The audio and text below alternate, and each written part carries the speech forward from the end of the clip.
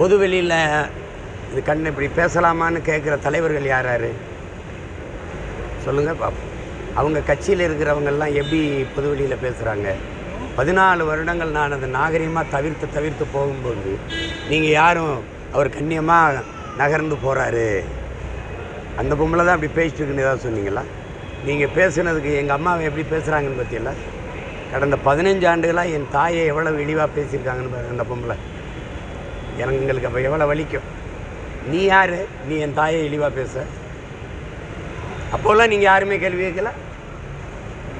பொதுவெளின்னா எனக்கு மட்டும்தான் பொதுவெளி, உங்களுக்கு பொதுவெளி இல்லது, உங்களுக்கு தனி வழியா? அது என்ன? அது எப்படி? உங்களுக்கு ஒரு நியாயம், எனக்கு ஒரு நியாயம். நீங்கள் மட்டும்தான் பெண்ணு. என்னை பெற்றவளோ, எனக்கு உயிர் துணையாக வந்திருக்கிற என் மனைவியோ, என் உடன் பிறந்த சகோதரிகளோ, என் அக்கா தங்கைகளோ, என்னை நம்பி வந்திருக்கிற என் தாய்மார்களோ, என் தங்கைகளோ, என் அக்காக்களோ, அவங்கெல்லாம் பெண்கள் இல்லை. உலகம் பூரா சொந்தம் வச்சுருக்கேன் நான். அவங்க மனநிலையெல்லாம் என்னவாக இருந்திருக்கும்? வார்த்தைக்கு வார்த்தை நீங்கள் எப்படி பேசுகிற அந்த பொம்பளை என் குடும்பத்தை பாருங்கள். அது கேட்குறீங்களா இல்லையா? அப்போது சரி, உங்கள் கட்சிக்காரங்க வச்சுருக்க வலையொலியிலலாம் அவங்க எடுத்தோன்னே என்னை எப்படி பேச ஆரம்பிக்கிறாங்க பாருங்களேன். அது என்னது? நான் பேசினா மட்டும் பொதுவெளியில் ஒரு நாகரிகம். 14 வருடங்கள் அதை தவிர்த்து நான் அதே மாதிரி பதிலுக்கு பதில் பேசியிருந்தால் எப்படி இருந்துருவோம்? நான் பேசலை. இவ்வளோ காலம் கழித்து இப்போ தானே பேசுகிறேன். இதுவே உங்களுக்கு பெருசாக இருக்குன்னா இது எப்படி? ஒரு வார்த்தையே இவ்வளோ வலிக்குதுன்னா 14 வருஷமாக அதையே திருப்பி பேசி ஒரு பொய்யான ஒரு அவதூறு குற்றச்சாட்டை எடுத்து வச்சு ஒரு பொதுமக்களுக்காக எல்லாத்தையும் விட்டுட்டு உழைச்சிக்கிட்டு இருக்கிற ஒரு மகனை வீதியில் நிறுத்தி இழிவுபடுத்திக்கிட்டே இருப்பதை நீங்கள்லாம் எப்படி ஏற்றுறீங்க? எப்படி சகித்துக்கிட்டீங்க? இதே உங்கள் தாயை பேசுனா நான் விடுவேனா? சொல்லுங்கள். உங்களுடைய பொதுவாக இப்போ கேட்குறது, உங்களுடைய கருத்துக்களை நீங்கள் வெளிப்படுத்தலாம், ஆனால் பொதுவெளியில் நீங்கள் பேசுவது அரசியல் கட்சி தலைவராக பொதுவெளியில் இல்லை புரியலையே. என்னை பின்பற்றவங்க தான் பேச சொன்னாங்க. இதை முன்னாடியே நீ பேசியிருக்கணுன்றாங்க. சொல்லுங்கப்பா. என் தங்கச்சிகள்கிட்ட பேட்டி எடுங்க சொல்லுவாங்க. இது எப்போவோ நீ பேசி முடிச்சிருக்கணுன்ட்டு. நீ கண்ணியங்காத்து போனதுனால தான் இவ்வளோ தூரம் அது முத்திக்கிருச்சுன்றாங்க. பொதுவெளியில் சரி, இப்போ நான் எங்கே பேசினாலும் அது பொதுவெளி தானே தம்பி.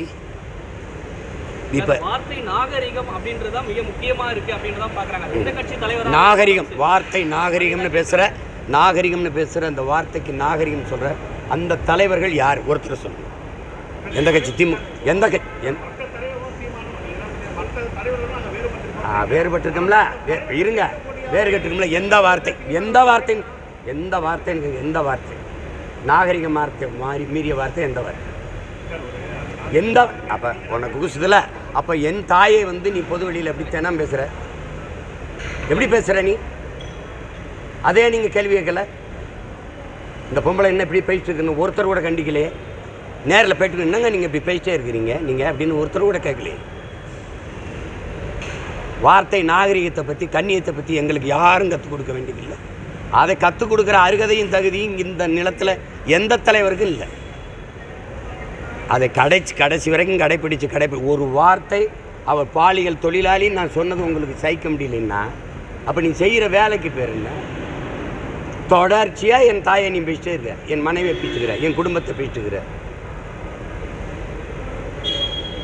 அதான் தம்பி, நீங்கள் நான் நிற்கிற இடத்துல நின்று பாருங்க தம்பி.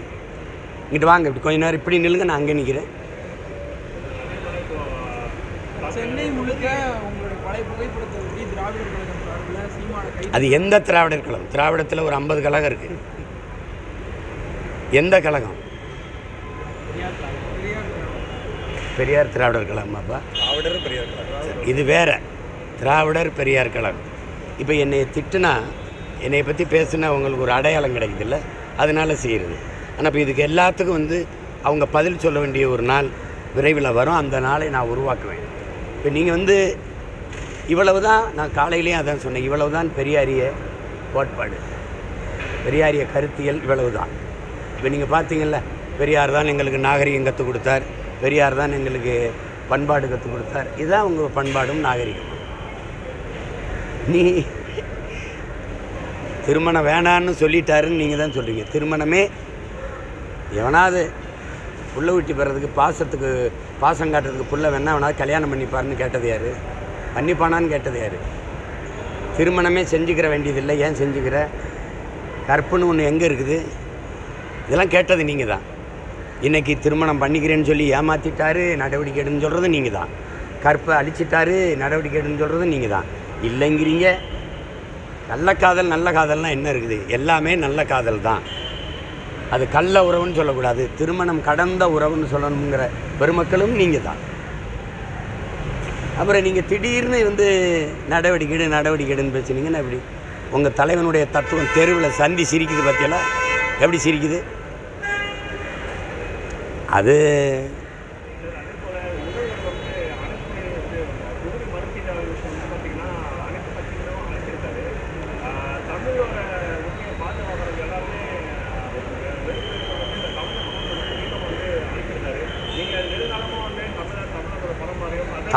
தமிழோட உரிமை, தமிழரோட உரிமைன்னு பேசுகிறதுக்கு முதல்வருக்கு என்ன தகுதி இருக்குது, என்ன நேர்மை இருக்குது?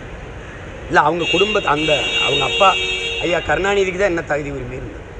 இந்த நிலத்தில் இந்த மண்ணின் மக்களின் உரிமையை பறிகொடுத்தது இவர்கள் தான். பல ஆண்டுகள் அங்கே அதிகாரத்தில் இருந்திருக்கிறாங்க. ஒவ்வொரு முறையும் தமிழை ஆட்சி மொழியாக கொண்டு வருவோம்னு அறிக்கையில் கொடுத்துருக்காங்க. அதுக்கான செயல் திட்டம், முன்னகர்வு ஏதாவது உண்டா? இதை பேச திமுகவுக்கு என்ன இருக்குது? தமிழ் பாதுகாப்பு, தமிழ் மீட்சி, அப்படி ஏதாவது தமிழர் உரிமை பாதுகாப்பு, தமிழர் உரிமை மீட்பு, ஏதாவது வெறும் வார்த்தையா?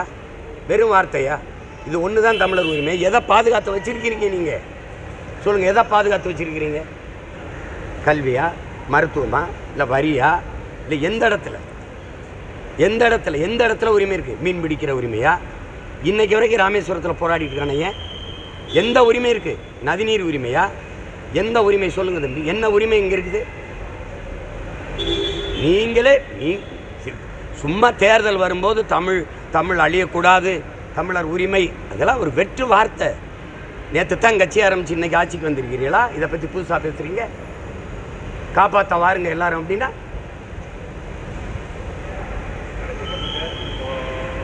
மத்திய அரசு மாநில மொழிகளுக்கு ஒரு நெருக்கடி கொடுக்குறாங்க.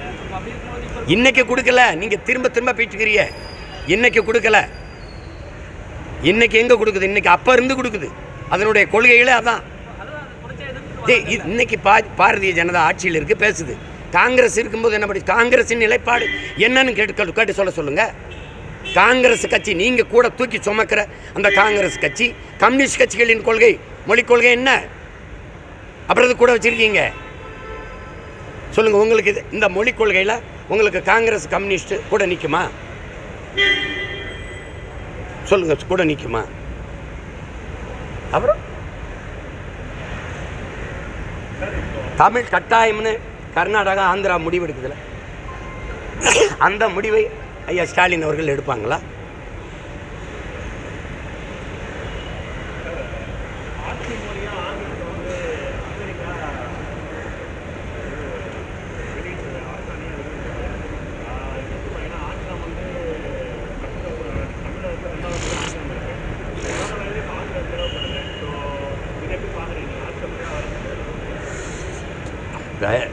மொழிகளின் அவசியம் தேவைங்கிறத நம்ம யாரும் உணராமல் இல்லை. தேவை கருதி கற்றுக்கொள்ளலாம். நம்ம ஒரு கொள்கை நிலைப்பாடு எடுக்கணும். எம்மொழியும் கற்போம் நாங்கள் வாழ, எம்மொழி தமிழ் கற்போம் எங்கள் இனம் வாழ. இதுதான் கோட்பாடாக இருக்கணும். உலகத்தின் எந்த ஒரு இனத்திற்கும் அவனுடைய தாய்மொழி ஆட்சி மொழி, கொள்கை மொழி. மற்ற தொடர்புக்கு ஒரு பயன்பாட்டு மொழி. நமக்கு பல முறை சொல்லிவிட்டு இங்கே கெடு வாய்ப்பாக வெள்ளக்காரன் நம்மளை ஆண்டதுனால ஆங்கிலம் ஒரு தொடர்பு மொழியாக வந்துடுச்சு. அதை பயன்பாட்டு மொழியாக வச்சுக்கிறோம். அதை நாங்கள் தமிழ் தேசியர்கள் நாங்கள் கொள்கை மொழியாக ஏற்கலை, ஒரு பயன்பாட்டு மொழியாக வச்சுக்கிறோம். விரும்பினால் எம்மொழியும் கற்போம்ங்கிறது கொள்கை நிலைப்பாடு. அதில் ஏன் நான் இந்த ஸ்பானிஷ் கற்றுக்கூடாது, ஃப்ரெஞ்சு கற்றுக்கூடாது, அல்லது வங்காளம் கற்றுக்கூடாது, மராட்டியம் கற்றுக்கூடாது, ஹிந்தி கற்றுக்கூடாது, சமஸ்கிருதம் கற்றுக்கூடாது, தெலுங்கு கற்றுக்கூடாது, எது வேணாலும் கற்றுக்கலாம். ஆனால் கட்டாயமாக இதை படித்தே தீரணுங்கிறத எப்படி ஏற்கிறது? அது ஏற்புடையதல்ல, அது சரியானதும் அல்ல. அது இறையாண்மையை, தேசிய ஒருமைப்பாடை போற்றுகிற ஒரு நாட்டிற்கு அது சரியாக வராது. தேச ஒருமைப்பாட்டை நீங்கள் உருவாக்கணும்.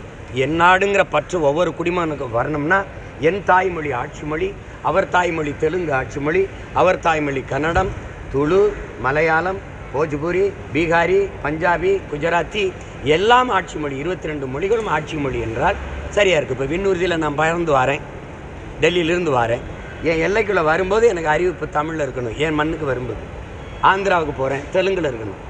அதை செய்ய முடியாதா? உன்னால் செய்ய முடியாது. பனிப்பெண்ணை எடுக்கும்போது ஆந்திராவை சேர்ந்த ஒரு பெண்ணையோ ஒரு பையனையோ எடுக்க முடியாது. உன்னால் எடுத்துக்க முடியாது. அப்போ எப்படி எல்லா மொழிகளையும் அழித்து விட்டு ஒரே மொழி தன் மொழி இந்தியை அதிகாரத்தில் இருக்கிறனால திணிக்க நினைப்பது அது கொடுங்கோன்மை. அது நாட்டை துண்டாடி வரும். ஆட்சியாளர்கள் எச்சரிக்கையாக இருக்கணும். அது தேவையில்லாமல் நாங்கள் அதிகார திமுறையில் இல்லை நீ படித்தே திறனணும் முடியாதுன்னு என்ன பண்ணுவேன்? இவங்க இருக்கிறாங்க திராவிடர்கள், இவர்கள் இவர்கள் துணிஞ்சு சண்டை செய்ய முடியாது. இவர்கள் எந்த உரிமையை எடுத்துக்கிட்டு போனாலும் கையெட்டி தான் வெடிக்க வைப்பாங்க. கச்சத்தீவை பறி கொடுக்கும்போது என்ன பண்ணாங்க? கல்வி மாநில பட்டியலேருந்து பொதுப்பட்டியல் போகும்போது என்ன பண்ணாங்க?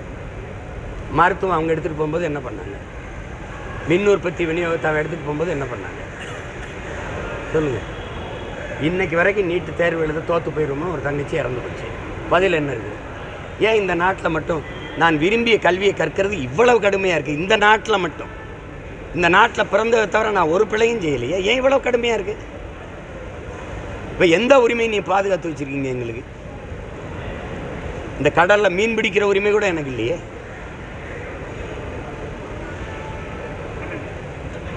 மகிழ்ச்சி, நன்றி.